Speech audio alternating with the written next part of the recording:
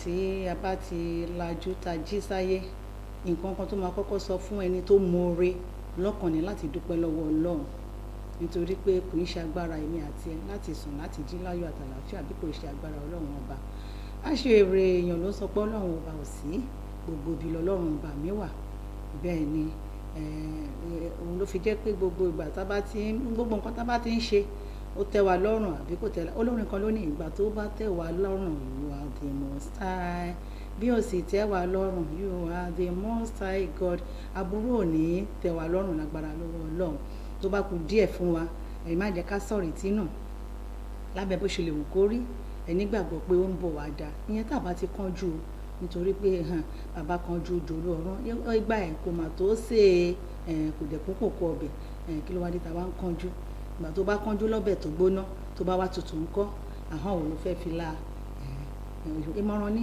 láàárọ̀ yìí ení ní ọjọ́ 21 oṣù kìíní ọdún 2026 ení ní ọjọ́ àánú tó lóyìnbó ń pè ní Wednesday ire àti àánú á fi ilé mi àti yín ṣe ibùgbé àwa rí ohun gbé sọnù bí kò ṣe ibi ọmọ ẹ káàárọ̀ níbi tọ́lọ́jà rẹ̀ Wazobia balẹ̀ sí ní Mitv takalẹ̀ sálàùsà ní ìlú Ìkẹjà ìta tí ń dára ti wà mo gbàládùra pé láṣẹ tẹdùmarè ire àti àánú ò ní yọ èmi àti ẹ sílẹ̀ olùrànlọ́wọ́ aláàánú àti olóore kò ní jìnnà sí wa àmín gbogbo inú ẹgbẹ́ tó àdúrà mi ẹ káàárọ̀ lẹ́ẹ̀kan sí orúkọ mi yí padà dé ọlá ni mò ń jẹ́ Fàtẹ̀ní bàbá tó gbé mi lọ́mọ kí n bẹ̀rẹ̀ látọ̀dọ̀ Ògbéèfì bó ṣe ń tún fìlà ṣe tó ń tún kìkìní ṣe ẹ ṣé òun lọ sí ibo lòun lọ tó fi tún gbogbo ẹ̀ ṣe báyìí. ní ìjà àbújá fọtàbà náà jẹ́ àbújá. ok tí ìwà yà tẹ̀lé ẹ̀. okay so my guy since you don't want to follow me to let me arrange my cap so that when the president see the cap if you want to give me 1 Ghana must go we make it 2. tó bá ti wá pé dé àwa pin. mbà kí ni òye panu I'm not giving you 1 a máa pin ni. alábẹ̀yẹ kí sísì ní ìmẹ̀yà akó fún Ògbéèfì wà náà na Wazobia máa sínú tútù ọmọ náà ọ̀nà abíára lẹ̀. tiwa. ire níwájú ire lọ́tún ire lósì ire ní tiwa ní gbogbo ọjọ́ orúkọ tèmi ò yí padà Babátúndé Tèmítáyọ̀ Michael ni mo jẹ́ ẹ káàbọ̀ sórí ètò Wazobia Plus. ẹ káàbọ̀ sí orí ètò yín Wazobia Plus àwọn kan wà tó yẹ pé ó máa ń kọ wá lóminú ṣùgbọ́n Yorùbá bọ̀ wọ́n ní òkèrè ní olójú jíjìn tí máa ń mú ẹkún san bẹ́ẹ̀ ni nǹkan tá a bá ti fi pilẹ̀ òun ni a máa jèrè lọ́jọ́ iwájú bó jẹ́ ní dáadáa ni bó jẹ́ ní dáadáa náà lọ́jọ́ ní ìdàkejì ni òun la máa jèrè tá a bá wá pilẹ̀ ní dáadáa ọkàn wa máa balẹ̀ pé ìpìlẹ̀ rere la fi sílẹ̀ yìí tó bá dẹ̀ jẹ́ ti ìdàkejì ẹ̀rù máa bẹ ní ibi pé nǹkan tó ń ṣe sílẹ̀ yìí kò dáa rárá ẹ jẹ́ ká lọ sókè lọ́hùn tá a bá padà dé ká wá nà án bẹ̀ gbogbo àwọn òwe tá à ń pa lọ sọ́tún tá à ń pa lọ sósì yẹn ká wá nà án bẹ̀ fún yín kí èmi àti yín ká wá fetí gbé ìyàwó ọ̀rọ̀ ẹ jẹ́ àdókè lọ́hùn nǹkan tábìlì ní fún wa.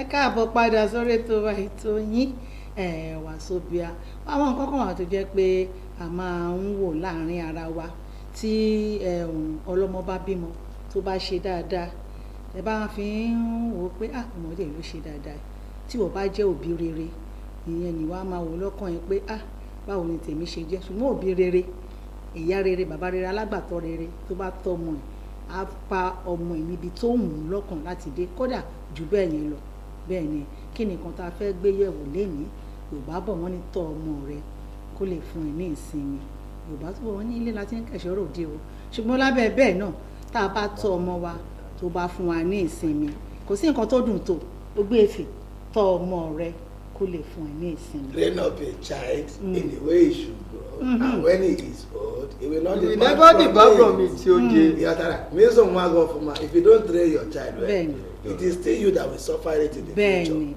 That is why it's good to catch them young. Give them the best training you can ever give them. When you be suffering it, and when the disgrace will be coming, it is only you that will be facing the regret, not me. Because in the olden days, there is a saying that the community help to train a child. But today it does not happen again. A father-mother training is good. Community is also good. But you as a father, you are the first point of contact for that child in this world. So give that child the best, because when he came to this world, you were the first people he saw. And it is your footsteps, what you do, that child is following. And if you don't give that child a good value, if that child take a bad value outside, it will be a disgrace. Very, very big disgrace to your family. Because a brother of a madman is a madman. When a child brother of a madman. Oh, one no yarana. When the child go outside and misbehave as a mad person, they will want to find out where that child came from. I got dragged to whose father is the father of this child, or who is the mother of this child. And when they trace it to you, how shameful will it be if it's a bad thing is representing you with outside? So the mouth, train your child well, always go ahead. Kato lo deep, abiyamọ méjì ló wà, abiagba wà, abiyamọ gidi wà, alágbàtọ́ tó dáa wà, alágbàtọ́ tó jẹ́ pé èwo ló máa jèrè dáadáa nínú ẹ̀. Ìkan tó ní kálukú bá ṣe náà ló máa gbà. Because there is another which says, train up your child the way it should go. When you grow up, you will never depart from it. Tọ́ ọmọ rẹ nítorí ẹnìkan, nítorí ọ̀la. There is difference between training and there is difference between discipline. If you want to discipline your child, let the child know the reason why you are disciplining him. Kò jẹ́ pé kó bá kàn tiẹ̀ ti rọ́ ọmọ kó kàn máa nà ẹ́ mọ̀ káwọn alágbàtọ́ kan wà, àwọn òbí kan wà, kọ́mọ máa kàn máa nà ọmọ òní mọ ìdí tó fi ń ṣẹ̀ tó fi ń nà, wọ́n kàn máa nà ọmọ gba lójú gba lẹ́yìn.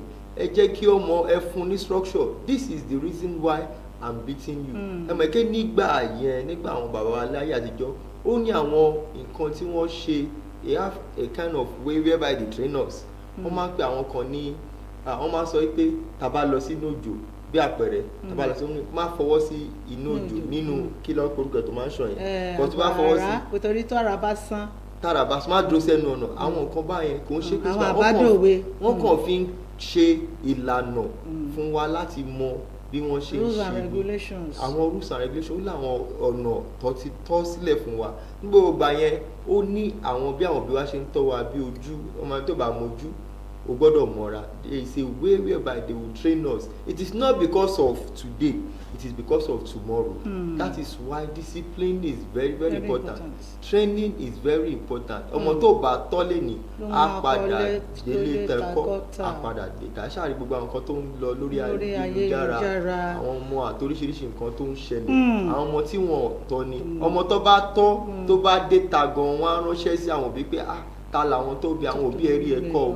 Ọmọ tí wọ́n bá dẹ̀ tọ́ bẹ́ẹ̀ kan náà tó bá dé ta, wọ́n á sọ pé ò lẹ́kọ̀ọ́, àwọn òbí ẹ̀ ò tọ́ ẹ̀, wọ́n á fi ránṣẹ́ sí ẹ̀yin òbí.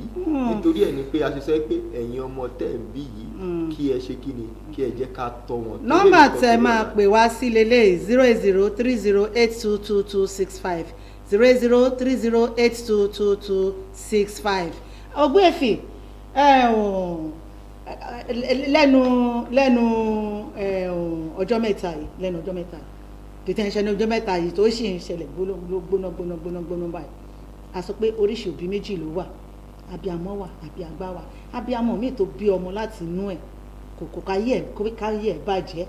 Èyí tó ń jà lẹ́nu ọjọ́ mẹ́ta yìí tí òbí yẹn tó ń gbé ọmọ ṣépè nítorí pé fún lówó kékeré, ọmọ tí ò tiẹ̀ tí yẹ kó máa fún lówó, tọ́lọ́run wá gbé búrú díẹ̀ dìde tó wá ní lérò lọ́kàn pé oyè báyìí ló yẹ kó máa fóun. Báwo ló ṣe jẹ́? You see that place you are going to now, the other, all here is very, very bad when it comes to child upbringing. You understand? They say that there's no, no matter the height of an okra, it's still a mother with the owner will still bend the okra and pluck it. No matter how a child is, a mother is still the mother, the father is still the father. You can imagine that kind of a small boy at that tender age. At 22. No, we can give that kind of money. And you are accepting it with levity, all of that, and you are enjoying it. You understand? Not caring to know how the child make the money. Fine and good, that's not a musician. They said it's a musician. Yes. Good. But at the same time, you need to look into it. Check very well what your child is doing. Don't push your child into what is not supposed to do. You can imagine a father and a mother folding their hand and expecting a small boy to be giving them money. You will lose your respect as a parent. And meanwhile, ọmọ yìí ìgbà tó wà ní kékeré ìyá àti bàbá ò sí ní wọn jọ wà papọ̀ wọn wà papọ̀ wọn separate ọmọ yìí gan ọmọ ó ti di ọmọ ọ̀tá ṣùgbọ́n ní àwọn ọmọ ọ̀tá tó máa ń kọ fúdì tí irú mánéjà kan wá rí pé ọmọdé yìí á da nígbà tó wá rí pé ọmọdé yìí da tán wọ́n ṣẹ̀ṣẹ̀ wá rí pé àwọn ní ọmọ irú ìhàwọ̀ nìyẹn. That is a very very bad thing. That's part of what destroyed the life of this boy. Look at him now, he's nowhere to be found. Because of money. Ego. What is money? Money will come. Money was in this world. Money will still be here, we will still go. Look at how this boy's life was cut short in the name of frivolity. Putting this boy to what he's not supposed to do. Look at the manager. I even heard the manager is a babalawo. Mo ń bọ̀ lábala ibẹ̀ yẹn. See why?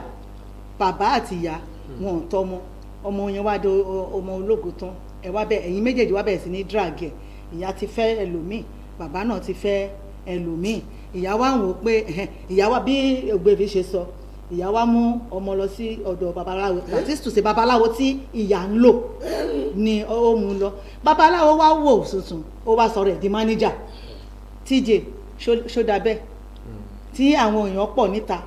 Wọ́n máa sọ pé tí ìpìlẹ̀ bá ti bàjẹ́ kí ló lódodo fẹ́rẹ̀ ṣe. You see the foundation of the boy right from time ó ti wọ́. The family, the upbringing of the child láti ilẹ̀ ó ti ṣe kí ni ó ti mẹ́kẹyẹ nítorí pé bàbá àti ìyá wọn ò sí papọ̀ ẹni tó ń tọ́ ọmọ yẹn bí alágbàtọ́ náà nǹkan tó mọ àwọn training tó jẹ́ kọ́mọ gbà lára àwọn kan tá à ń sọ nìyẹn pé nítorí ènìkọ́ nítorí ọ̀la àwọn ìṣẹ̀ tọmọ bá ń ṣẹ̀ kò sí discipline tó tó fún ọmọ ẹ̀ kò tiẹ̀ sẹ́ni tó lè bá wí nítorí pé bàbá tó yẹ kó bá wí kò sí níbẹ̀ ìyá tó yẹ kó bá wí náà kò sí níbẹ̀ ẹ̀mẹ́ kí mò ń sọ lẹ́ẹ̀kan yìí pé àwọn nǹkan míì wà tó jẹ́ pé ó dàbí rules and regulation tó wọ́n bá ṣe nǹkan tí ò da àwọn òbí wa tó jẹ́ òbí gidi wọ́n máa bá wí tó wọ́n bá dẹ̀ tún ṣe nǹkan tó da there is a time whereby they will reward him òun náà máa lè mọ̀ pé nǹkan yìí nǹkan dáadáa ni torí pé ìfẹ́ owó tẹ̀lé rí yẹn gbòǹgbò ẹ̀ṣẹ̀ ni ọmọ tó bá ti ní ìfẹ́ owó there is a training whereby àwọn òbí máa ń fúnyàn ní wọ́n máa ń kọ́ ẹ ní consistency àti ìtẹ́lọ́rùn you see tó bá jẹ́ pé little thing lóní little thing is little the satisfaction in a little thing is what make little thing a big thing tó bá ti fẹjú mú ẹ tó wáyé pé nǹkan báyìí tó wáyé pé omi lórí mu àwọn òbí máa kọ́ ẹ ní ìtẹ́lọ́rùn how you can manage how you can grow with your family and all that gbogbo àwọn nǹkan báyẹn ni family ṣe pàtàkì tó wà very important ìgbà tí ò ti sí yẹn tí ò ti sí ìyá tí ò ti sí bàbá bóyá nítorí pé kò sí owó lọ́wọ́ ni ìyá ṣe fi bàbá lẹ̀ ó ti wà lọ́kàn ọmọ yẹn pé owó yìí òun gbọ́dọ̀ ní níwọ̀ntúnwọ̀n bó bá ṣe gbà tó ń ṣe gbọ́dọ̀ ìyá tó bá dẹ̀ ń kọ́ ẹ̀ ní pé tó bá yẹ pé ìyá yẹn ò mú ọmọ yẹn lọ sí ọ̀dọ̀ babaláwo yẹn ọmọ tí wọ́n bá ti fi ọ̀nà babaláwo wọn láti lẹ̀ tí bàbá àti ìyá tó yẹ kí ilé babaláwo lọ òun náà máa rò pé normal thing ni. nǹkan tẹ̀mí ń try láti sọ ni pé ọmọ yẹn kò mọ ọ̀nà yẹn tẹ́lẹ̀ ṣùgbọ́n nígbà tí ìyá rí pé kóun lè fojú ẹ̀ mọ́ra kó lè blow dáadáa kó lè di lágbájá kó lè di tàmọ̀dì kó lè di làkàṣègbè ìyá yẹn fúnra rẹ̀ ló wá mú un lọ ọmọ yẹn ti ń mú bọ̀ wẹ́rẹ́wẹ́rẹ́ díẹ̀díẹ̀ báwo ni. Imana, in the family the children are much more closer to the mother than the father. You understand? Now, when the separation happened, I'm very sure that the boy was always going to the mother. Not very close to the mother. So all of a sudden, Baba yẹn tún fà mọ́ra. You understand? It's when money started coming now. Wọ́n wá jọ ń drag ẹ̀. When there is money, even a madman that is okay that has money, you will call him your child. Because money is involved. You understand? Now, what Akere Mutele go, he has made money. Father will be dragging. Mother will be dragging. But the pain is where it ended up now. If it's me, let them go and share the dead body now. I mean, let them go and share the dead body. Because they have finally ended up destroying the life of this boy. The same thing, when it comes to parental care, the same thing happened to a few years ago about one of our popular artist to Mohbad. It is still ibi tó ti bẹ̀rẹ̀ kò tiẹ̀ yàtọ̀ síra. It is still the act of parental care. Ọmọ tó yẹ pé kò ní sí ohun ọ̀rọ̀ àjọsọpọ̀ àsọyépọ̀ láàrin òbí. Tí bàbá àti ìyá tó bá ti lè fẹnu kò ará àta ò ní lè rí nǹkan tó ń ṣẹlẹ̀. Ìyẹn ni pé tó gírí ò bá lanu. Alágbá ò lè wo gírí. Bíbélì sọ pé àti Kùránì ó sọ pé ẹ jẹ́ ká sọwọ́ pọ̀ ká bá ọmọ wí ni. Ọlọ́run tó dá ọkùnrin tó mọ̀ pé it is not good for a man to be in, I will make him a helpmate suitable. Ló sọ ó ti mọ̀ pé ọkùnrin nìkan ò lè dá tọ́mọ. Ó dẹ̀ mọ̀ pé obìnrin nìkan náà ò lè dá ṣe. Torí ẹ̀ ló ṣe ní ká máa gbé ní ìgbé ọkọ àti aya. Ẹ̀yin wá ń fi ìgbéraga àbí nǹkan kan ṣe kan tí ó dá ẹ wá ṣe kí ni ẹ wá fi gbogbo nǹkan tẹ́ bá ti ṣe as òbí ìpínlẹ̀ kò sí bó ṣe lè jẹ́ ó máa nípa ipa yálà rere àbí búburú nínú ayé ọmọ tí ẹ bí. Fún àǹfààní ẹ̀yin tí ẹ ṣẹ̀ṣẹ̀ darapọ̀ wá mọ́ wa ètò yín Wazobia lógorí afẹ́fẹ́ kí ni nǹkan tá a gbé yẹ̀wò léni tọ́ ọmọ rẹ kó lè fún ẹ ní ìsinmi. Àwọn nǹkan kan àtẹ̀jẹ́ pé kódà àwọn òbí lè máa wà papọ̀. Èmi gẹ́gẹ́ bẹ́ẹ̀ sọ pé ìpínlẹ̀ ni àwọn òbí lè máa wà papọ̀ nígbà míì tó bá jẹ́ pé àwọn tó kàwé tó dẹ̀ ní understanding tí irú ọmọ bẹ́ẹ̀ tó bá wà nílé bàbá àbí ilé ìyá wọ́n yìí máa communicate síra wọn pé bá mi kìlọ̀ fún bá mi ṣe báyìí fún ọmọ ẹ o ó ti fẹ́ dìre o ó ti fẹ́ ṣe kọ́ báyìí ṣé kò yẹ kó wà báyìí. That is the one that they are communicating now. Communicate. Majority of the separated families, the mother will say the father is dead. Bẹ́ẹ̀ni. All I said that the man has died. In fact, they don't even know where he is. He came back to you and he's dead. While the man is somewhere living. That is the one they are communicating. Do you know where it pains me more? Is that Umaka and Nile are now exposed to the vices of the society. A child now, as a mother now, only you cannot train that child. Yes. You need that father parenting to join hands together. Now this child now, when the mother is not there, will begin to make all kind of friends. In the society there, we have different kind of people. You think they are friends. They are there to destroy the life of your child. Apart from the little advice you give to him, he will get more advice from outside. If care is not taken, his life will be destroyed. Now this boy now, I'm very sure not Agafu, he has suffered very well and went into music, mixed with some people. The mother now felt that, okay, as a mother, let me protect my child. Now took him to wherever he took him to. Now look at where he landed the child now.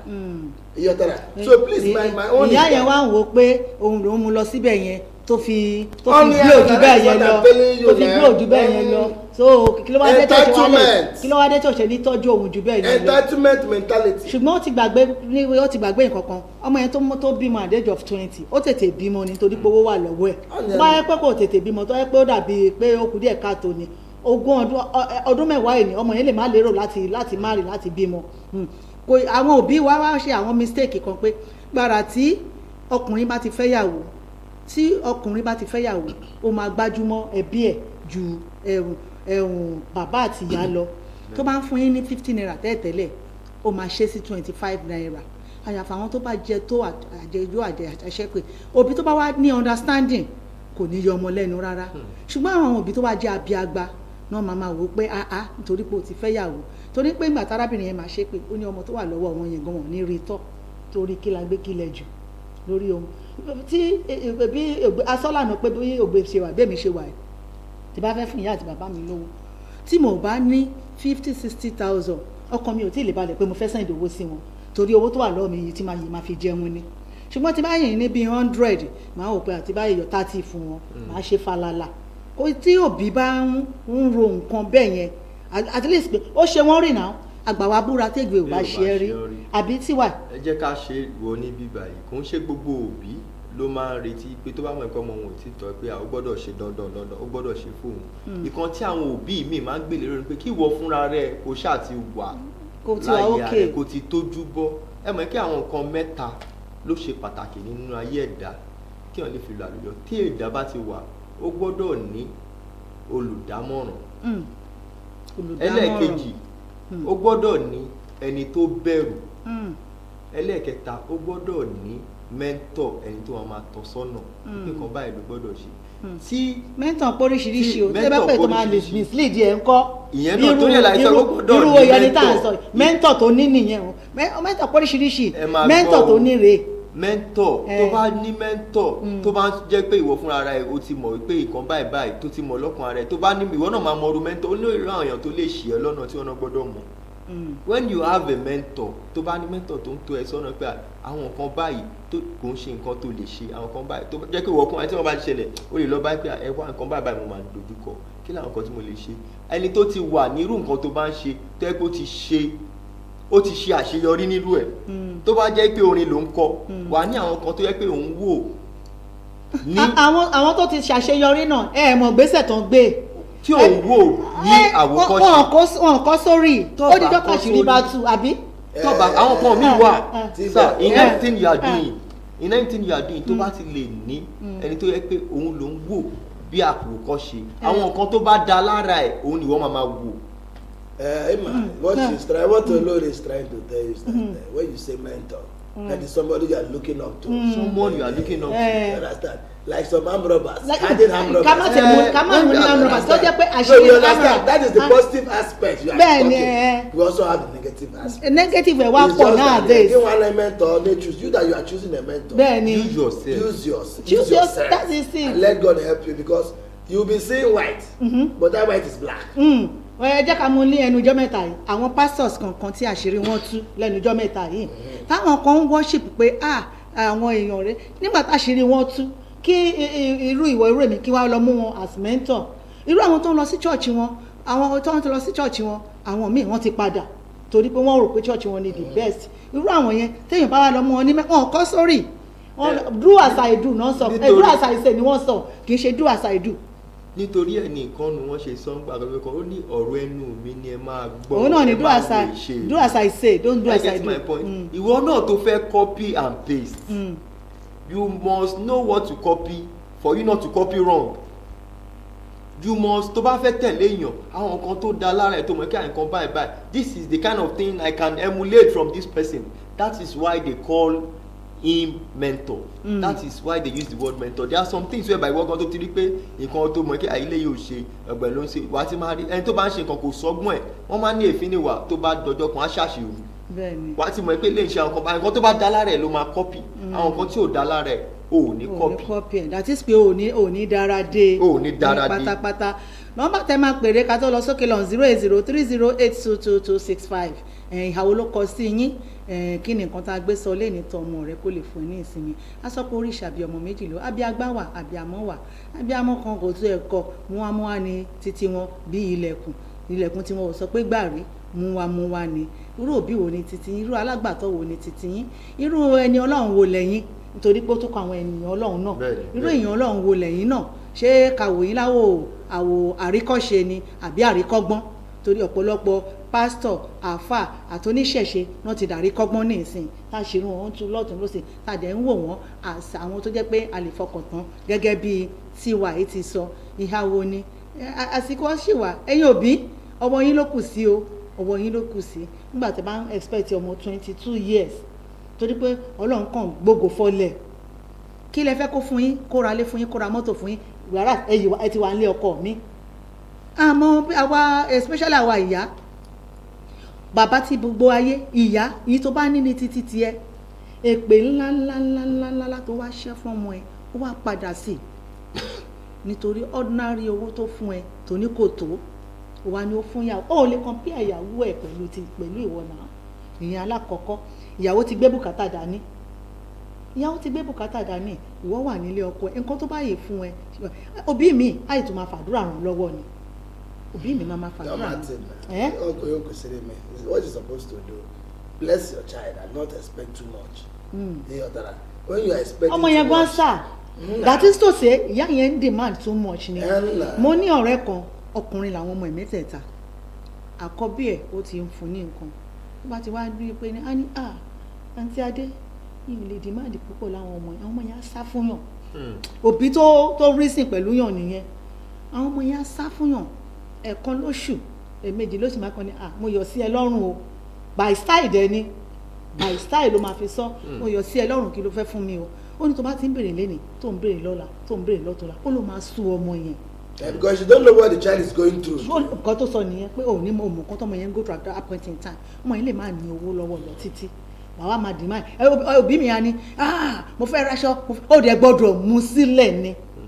commanding tone kó sáré mọ́tò kó kọ́lé kẹ̀kẹ́ ẹ̀yin lẹ́ ń ti àwọn ọmọ yín síbi tí ò yẹ kán wà ẹ̀yin lẹ́ ń ti àwọn ọmọ yín sí tìkùtì ẹ̀yin lẹ́ ń ti àwọn ọmọ mi ẹ̀ títí àdàdìgunjalè ẹ̀ títí ẹ̀ sọ̀rọ̀ kò bá kò gbé fún ẹ̀hún ó gbé fi nìyẹn ó ń lo Lamborghini TY nìyẹn ó ń lo Lexus lọ bá wọn ibikíbi tí wọ́n bá wọ̀ kó bá wọn wọ̀ tó bá yẹ pé ìwọ náà ni kò wá lò ọmọ tọ́mọ bá ti wọ̀ tán ó parí nìyẹn ó di dandan kó lò ẹ̀ ẹ jẹ́ ká dókè lọ́hùn ká wá bọ́ sí abala kàkàtìn tá bá padà dé àwọn afẹnukò ojú ọdún gẹ́gẹ́ bí ìṣe wa ẹ má gbé kúrò ńbẹ̀. kí ló wá ní tẹ̀yẹ wá pẹ́ báyìí.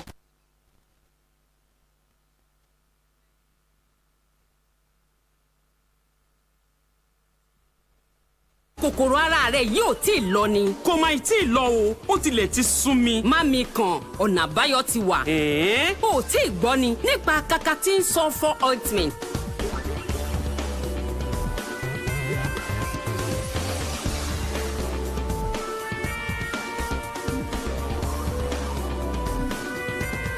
Kakatin sulfur ointment ní ojúlówó ohun ìpara tí a ṣe fún kòkòrò ara èyí tí ń bá àwọ̀ ara wọ̀yá àjà. bẹ́ẹ̀ ni Kakatin herbal cream tún wà èyí tó ń mú ara jọ̀lọ̀ pẹ̀lú Kakatin antiseptic liquid èyí tí a ṣe láti gbógun ti kòkòrò àìfojúrí láwọn yàrá ìdáná wa tàbí yàrá ìtura. iléeṣẹ́ Laius Investment Limited ló ń ṣe Kakatin range of products. a sì lè rí àwọn ọjà wa rà ní gbogbo ilé ìtajà jákèjádò orílẹ̀-èdè Nàìjíríà.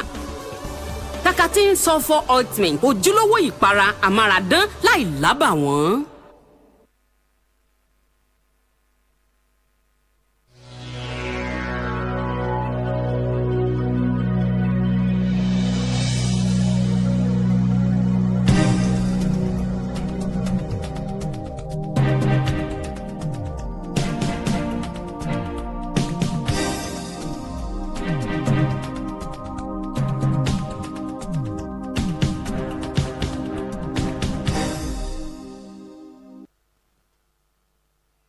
kòkòrò ara rẹ̀ yóò tí ì lọ ni. kò máa tí ì lọ o ó tilẹ̀ ti sún mi. má mi kàn ọ̀nà àbáyọ ti wà.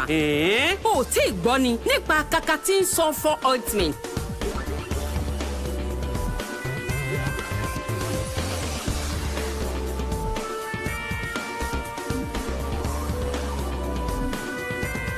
Kakatin sulfur ointment ní ojúlówó ohun ìpara tí a ṣe fún kòkòrò ara èyí tí ń bá àwọ̀ ara wọ̀yá àjà. bẹ́ẹ̀ ni Kakatin herbal cream tún wà èyí tó ń mú ara jọ̀lọ̀ pẹ̀lú Kakatin antiseptic liquid èyí tí a ṣe láti gbógun ti kòkòrò àìfojúrí láwọn yàrá ìdáná wa tàbí yàrá ìtura. iléeṣẹ́ Laius Investment Limited ló ń ṣe Kakatin range of products. a sì lè rí àwọn ọjà wa rà ní gbogbo ilé ìtajà jákèjádò orílẹ̀-èdè Nàìjíríà.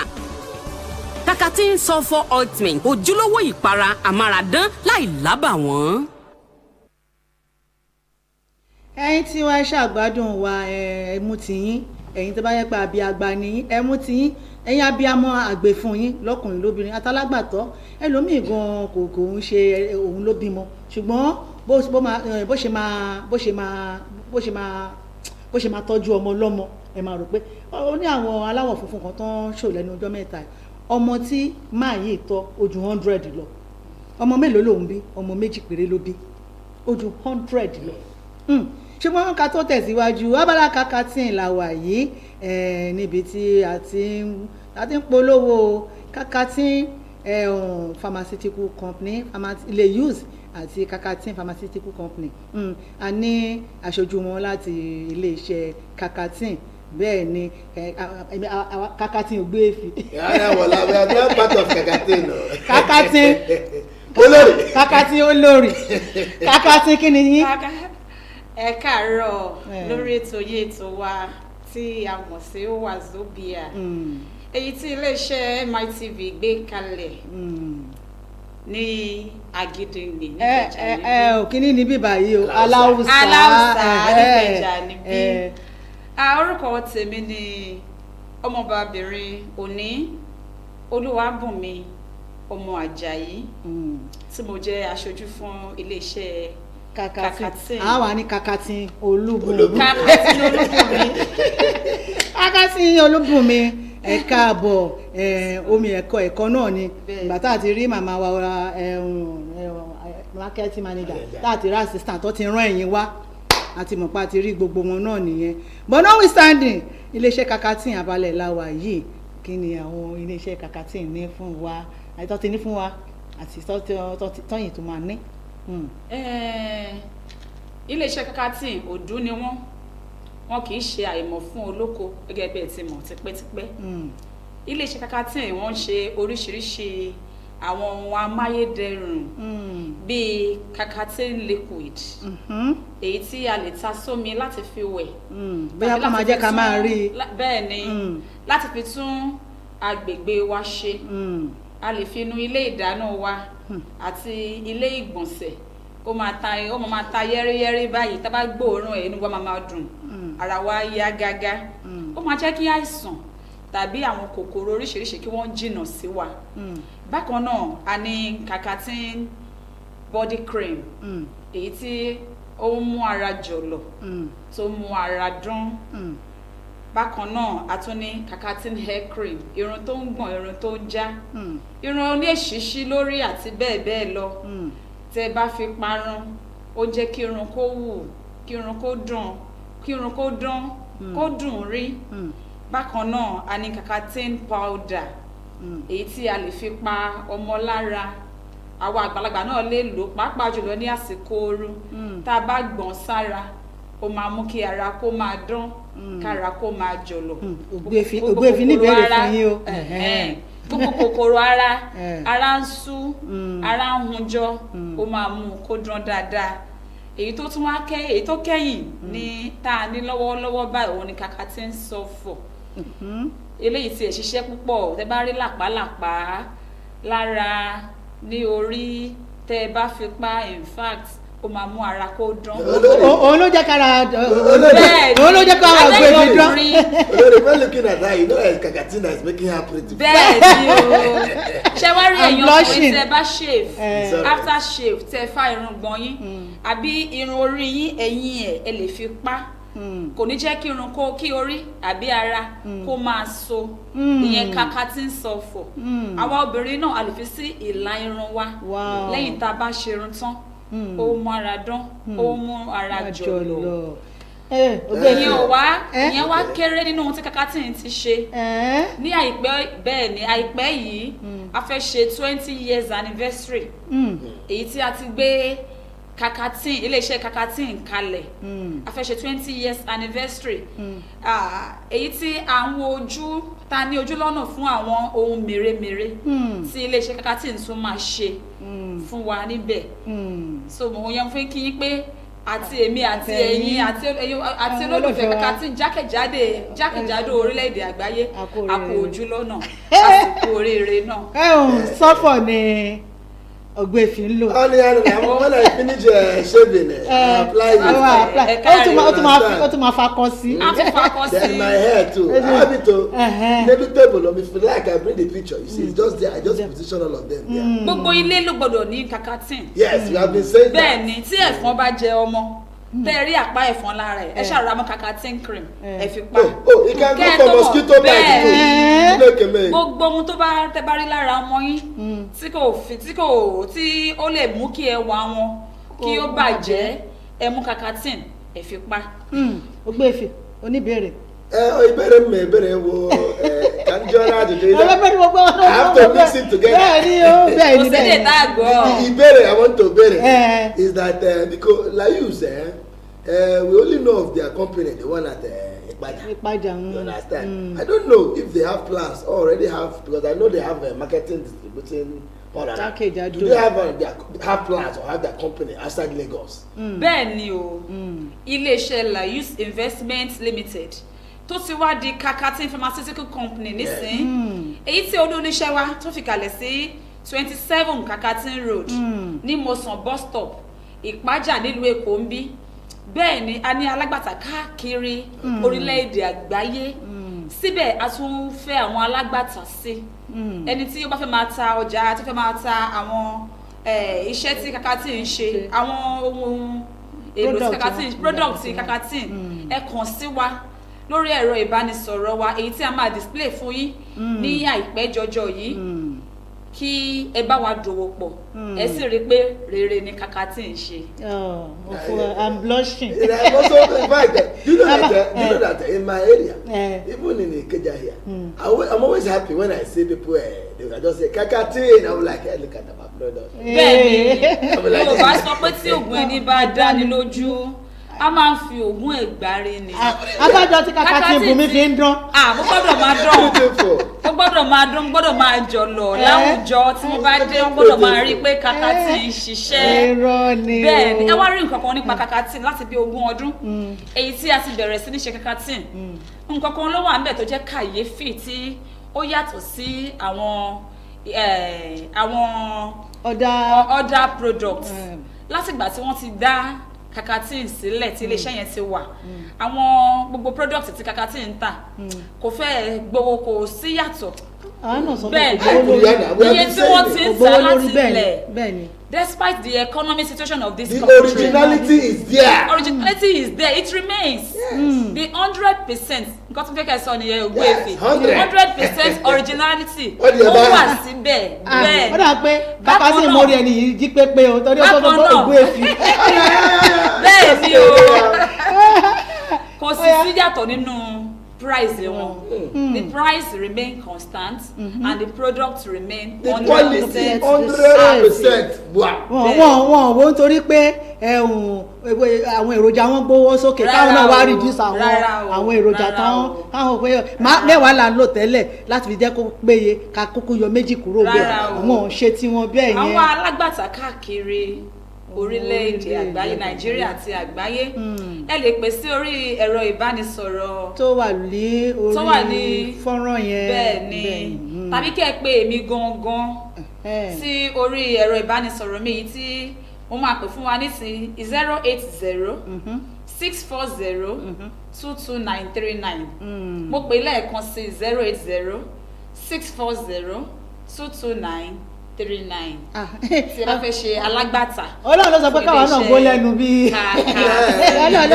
Ọlọ́run ló ní káwọn náà gbó lẹ́nu in fact àwọn kọ́kọ́ wà tó yẹ pé Kakatin tó yẹ pé gẹ́gẹ́ bẹ́ẹ̀ ṣe sọ lẹ́ẹ̀kan pé wọ́n tún fẹ́ gbé àwọn míì jáde ǹjẹ́ ní idea àbí pé ẹ fẹ́ disclose ẹ̀ fún wa ká má lọ pirate. tí o bá sọ pé ẹni tá à ń gbéyàwó bọ̀ wá bá wọn ní kí n garùn wo bẹ́ẹ̀ ni a kú ojú lọ́nà ní ká máa kíra wa a sì tún kú oríire torí nígbà tí àwọn products yìí tó bá jáde ó máa jẹ́ ohun tó wúlò fún èmi fún ẹ̀yin fún gbogbo wa ó sì máa jẹ́ ohun tó máa ṣe wá ní àǹfààní àti oore lọ́pọ̀lọpọ̀ ẹ jẹ́ ká fi sílẹ̀ sórí pé àkó ojú lọ́nà ẹ tún bá wa sọ àdírẹ́sì yẹn lẹ́ẹ̀kan sí kó tó di pé a lọ. iléeṣẹ́ Kakatin ò yí padà gẹ́gẹ́ bí mo ṣe sọ fún wa lẹ́ẹ̀kan ó wà ní nọ́mbà 27 Kakatin Road ní Mosop bus stop Ìpájà nílùú Èkó bí ẹ sì lè pè sí orí ẹ̀rọ ìbánisọ̀rọ̀ tó wà lórí fọ́nrán bí olórí ṣe sọ tàbí kí ẹ pe nọ́mbà mi tí mo sì pè fún wa lẹ́ẹ̀kan kí n tuntun pè ní báyìí òun ni 080 640 22939. ẹ ṣe gan-an ni abala Kakatin nìyẹn kò sí àtúnwí asán gbogbo torí tá a bá sọ pé ká tún máa padà repetition of words nìyẹn ṣùgbọ́n nǹkan tá a kàn sọ ni pé ẹ bá Kakatin dòwò pọ̀ lénìí ó wà jákèjádò wọ́n sì tún fẹ́ alágbàtà jákèjádò wọ́n ló tún wà lókè òkun náà ó gbé ìfẹ́ ọ̀dìnà blood náà ipa blood náà ó dẹ̀ bá ìnà blood. ẹ ṣe púpọ̀ o omidan Kakatin torí Kakatin Olúbùnmi Kakatin Ògbéèfì kíyín Ògbéèfì wà ń kíyín Kakatin olórí wà Kakatin tí wà ń kíyín Kakatin Wazobia àná kíyín ẹ̀yẹ́ká dókè lọ́hùn-ún ká tún wo nǹkan tó ní fún wa. kòkòrò ara rẹ yóò tí ì lọ ni. kò má tí ì lọ o ó tilẹ̀ ti sún mi. má mi kàn ọ̀nà àbáyọ ti wà. o ò tí ì gbọ́ ni nípa kakatin sulfur ointment.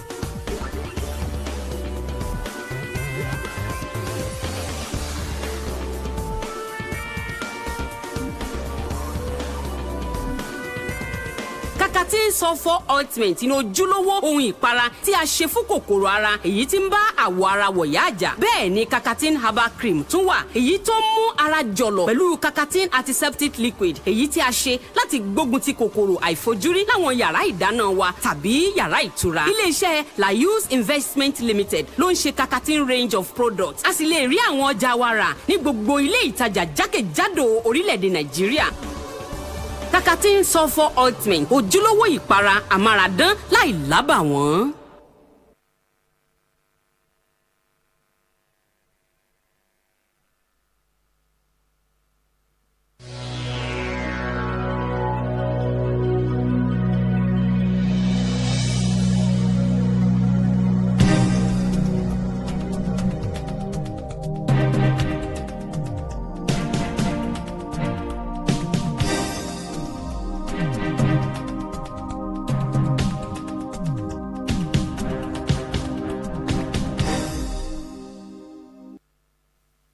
ẹ̀yin tí wá ẹ ṣáàrí òrùn kakatin Olúbùnmi wọn gbó lẹ́nu bí yàtà àbá tó bá bí gan àwa náà gbó lẹ́nu bí adìẹ tòmátò àtàtà àwa wá mí ìṣe papọ̀ ó wà ló díndín ẹ ṣeun gan ni ó tún di ọ̀sẹ̀ tó mọ̀ tẹ́tù pàdé wa ní abala kakatin à ń bọ̀ lọ́dọ̀ yín o a ti sọ fún representative yín bọ̀rọ̀ àwọn olóyìnbó àyálò èdè wa ìdápẹ́ mọ́ bínú ó gbé fi kọ́ ló gbóyìnbó àyálò èdè wa gẹ́gẹ́ bí a ṣe ń sọ lẹ́ẹ̀kan a fẹ́ fi ẹnu kò jó ọ̀ọ́dúnrún bẹ́ẹ̀ ni torí pé àsìkò bá wa ṣọ̀rẹ́ kí ni ọ̀nà àbáyọ torí àsìkò.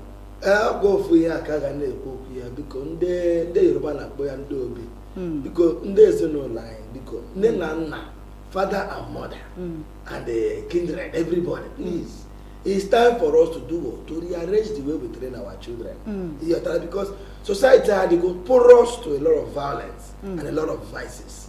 Little north now, when you go to the north, now the level of criminality, kidnapping, bandits, is too much. You understand? These kids are exposed. Lara Ibikita. Yes. Lara if you don't love this child very well, anything he learn outside is what he will be doing. Give that child the best. Yes, and listen to them. When your child is asking you a question, you tell him get out. Or when the child, or when you're coming back from work, the child will go and run under the table because he's scared of you. That's not the best way to train a child. You understand? Let's give them the best so that we can have a better society and have a better nation. Tiwa. Bíbélì sọ wípé àyà ọmọ kékeré ó ní wèrè dì sí ẹgbàá tí ọmọ ìkéré bá ti wà tí ó bá ti ní ẹ̀mẹ́ kí mo sọ nǹkan olùdámọ̀ràn mo fẹ́ kí olùbẹ̀rù tí ọmọ bá ti ń ṣe nǹkan tí òbí ẹ bá sọ pé wò tí dáadé ẹ bá dé máa fẹjọ́ ẹ̀sùn á ṣe kí ni á sì tight.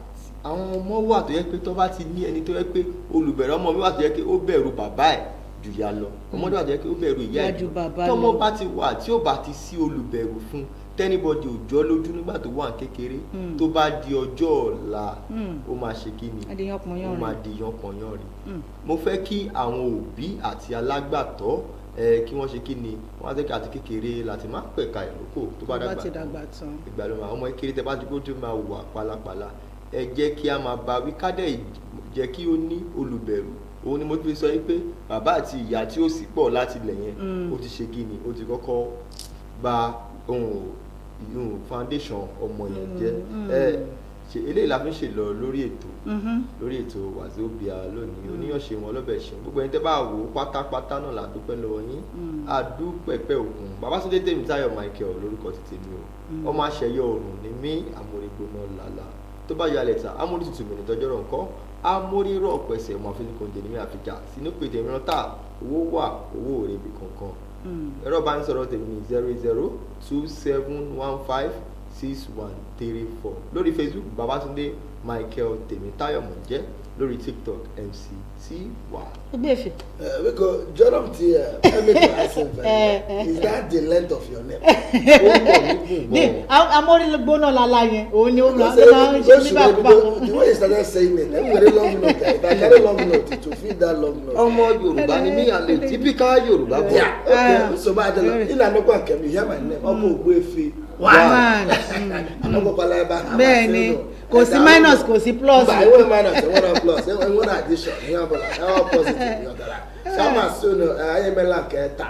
Erugbe china ga je ko so. Ogbuefi ki ye ngote pe ba. Onu cho ipa ina phone. E pom na 081 61 53 2028. Pom na 081 61 53 2028. Obura advert, obura cho le me. Ono wore agba na Wazobia na Lausa. I will do it perfectly. Bẹ́ẹ̀ni. Olórí is here. Bẹ́ẹ̀ni ẹgbẹ́ ìpolówó yín wá ẹ jẹ́ ká fi tiwa ká fi gbé tiyín lárugẹ. Kakatin Olúbùnmi ló jẹ́ kí n rántí pé alága lèmi náà ní tòótọ́. Bẹ́ẹ̀ni ọjà yóò tẹ́ fẹ́ tà. Ẹ gbé wá sí orí Wazobia ìpolówó ọjà ní iṣẹ́ ọjà kékeré ọjà ńlá ni eléré ni olórin ni lọ́balọ́ba ni ẹ fẹ́ ká wá bá yín ni a máa débẹ̀ kò sí nǹkan tó fi ń náyàn ẹ bá ti pè mí náà 00 36 39 0061 00 36 39 0061. Afẹ́lẹ́ ìdúpẹ́ lọ́wọ́ gbogbo àwọn tájọ pòtòpọ̀ lénìí àwọn kan wà behind the scene ni wọ́n láìsí àwọn kò sáwa àwọn abẹ́ṣẹ́ ń wò wá kétékété yìí tí nǹkan kan bá ti dàrú wọn máa forí lọ kó gbọ́dọ̀ ẹ jẹ́ ká jẹ́ kó sẹ́kùn yẹn ṣẹ̀mọ́ pàwọ̀ ọmọ kankan nípa ìmọ̀ ẹ̀rọ ṣùgbọ́n àwọn gúrò ni wọ́n kádúpẹ́ pé òkú lọ́wọ́ wọn kábẹ̀ látòrí Muhammadu Yusufu Ọlátúnjí Badmus lágbára lọ́wọ́ Ọlọ́run ọwọ́ yín lè má ti bẹ̀tọ̀ yín o èèyàn rere làfáà mi adúpẹ́ pé Kẹ́hìndé Òzènà adúpẹ́ lọ́wọ́ yín Abíọ́dún Ọláníran abẹ́sìtì God bless you orí ẹ máa kan òkè láì gbàgbé gbogbo àwa ikọ̀ Wazobia pátápátá bẹ̀rẹ̀ látòrí olórí oko káfàtà àwa 001 bẹ́ẹ̀ ni our own company ni Captain Ọláwálé Fáṣínà àdúpẹ́ lọ́wọ́ gbogbo yín èmi náà gbàgbé orúkọ mi ò torí mi ò fẹ́ sọ pé kínní èmi náà gbàgbé orúkọ tèmi náà Adéọlá lèmi náà ń jẹ́ Fátẹ̀mí bàbá tó bí mi lọ́mọ tó bá ti dùn mọ́ yín ẹ pàdé wa ní ọ̀la ní dédé aago 10 sí 11 torí láti ọjọ́ ajé títí di ọjọ́ Jímọ̀ ni Wazobia máa ń gun orí afẹ́fẹ́ èyíkéyìí tẹ́ bá fẹ́ bá a dòwò pọ̀ ní gbogbo ọjọ́ yẹn ẹ máa bọ̀ nínú MITV kẹ́ni Wazobia program lẹ́fẹ́ bá producer bẹ́ẹ̀ ni ẹ fẹ́ bá wọn sọ̀rọ̀ àwọn owó wa báwo ni owó wa bí tí ń ṣe kí ní báyìí lówó wa títí di ọ̀la táwọn tó fi pàdé ní dédé aago 10 sí 11 ẹ jẹ́ ká ṣọ́ra ṣe o ẹ̀yin òbí ẹ̀tọ́ ọmọ yín kó lè fún yín ní ìsinmi ó dàbọ̀.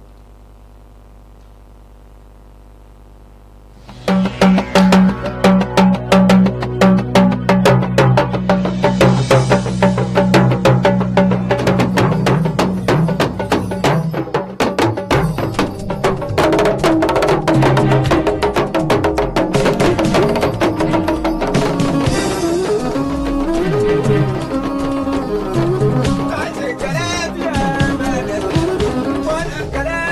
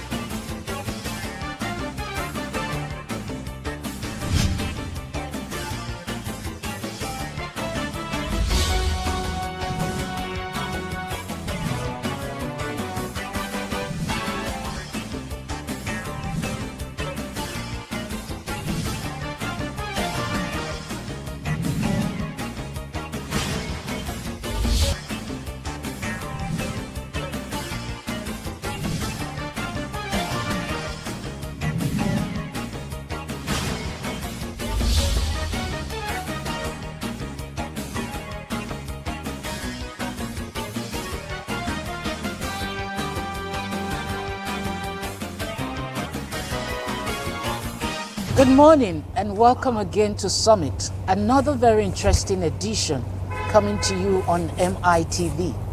Since assuming office, the Tinubu administration has pursued difficult but far-reaching reforms aimed at stabilizing Nigeria's economy, restoring investor confidence, and repositioning the country globally. Against this backdrop, a reported $9 million international lobbying and strategic communications contract has sparked public debate. Supporters argue that it's part of a broader economic diplomacy, while critics question its timing and optics. Today on Summit, we examine the issue through a political lens, through a policy lens rather, with a public affairs analyst, Mr. Razak Ulukoba. You're welcome, sir. Thank you very much. Thank you for joining me on the program. It's a pleasure. It's good to have you, and Happy New Year. Well, you are saying for the first time. Yes, you're welcome. Thank you. All right, so the government of President Bola Tinubu has emphasized economic diplomacy as a key pillar of its reform program. Is international lobbying a recognized tool within this framework? I think we should start with that question. There are so many tools for to pursue your foreign affairs program under the diplomacy. There's the military diplomacy, there's economic, political, and cultural diplomacy, and a lot of things goes under it. That's why countries of the world they have agreed that there are concessions to certain diplomatic steps taken by countries that reside in your own country or their own country that resides in another country, to the extent that there's what is called the diplomatic pouch. It's a red bag. No matter the content, if it is passing through the custom, it will not be checked.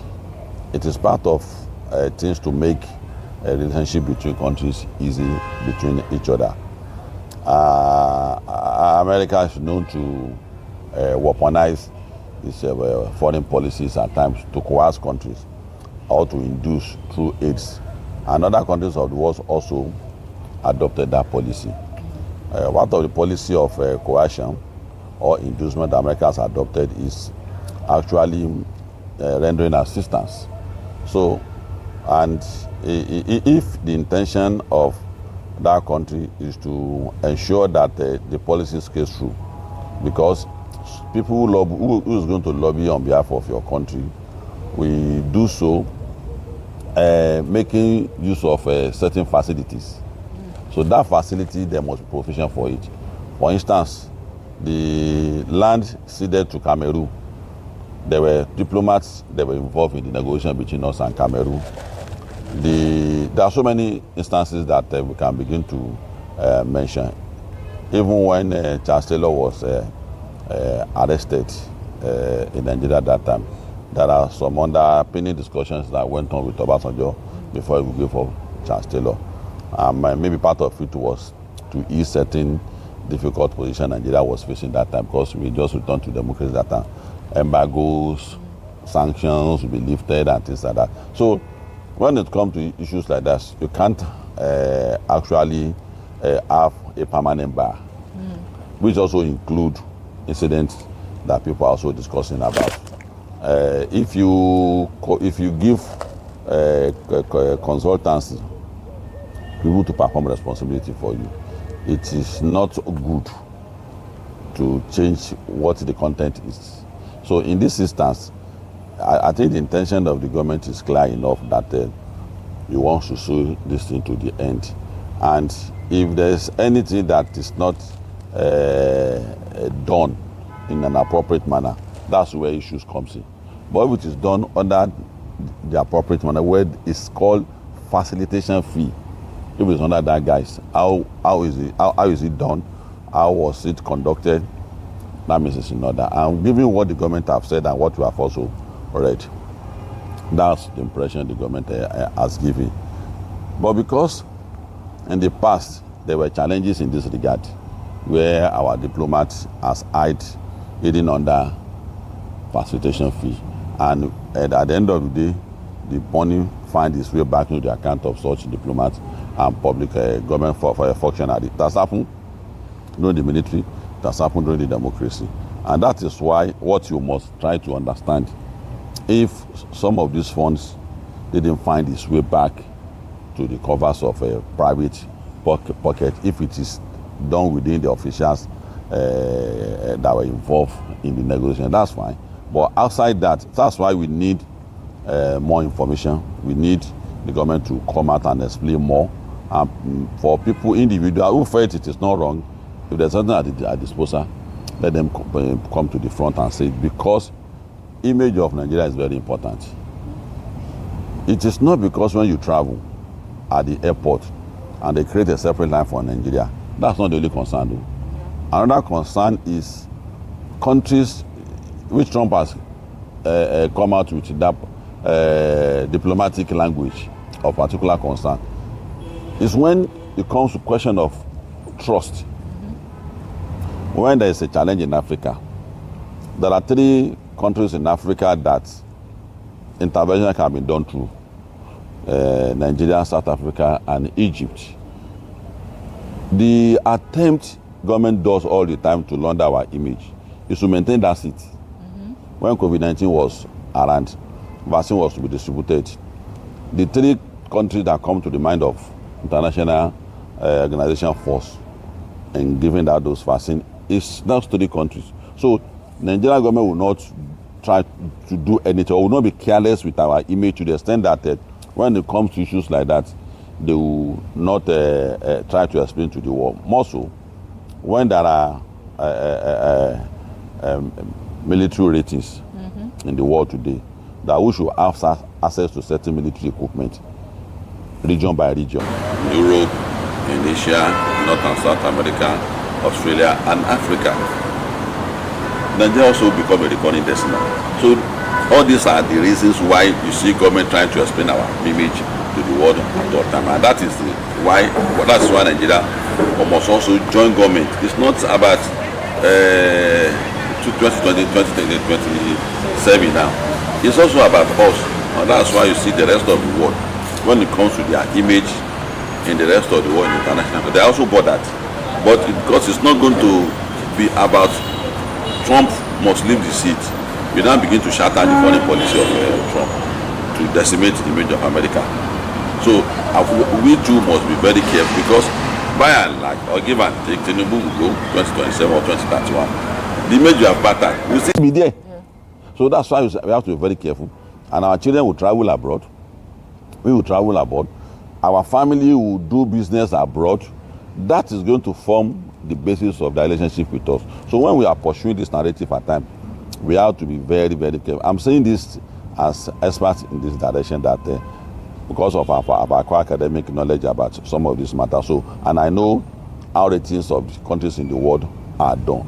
So in this instance, we must be bothered about what is the genuine incident that has transpired. Is it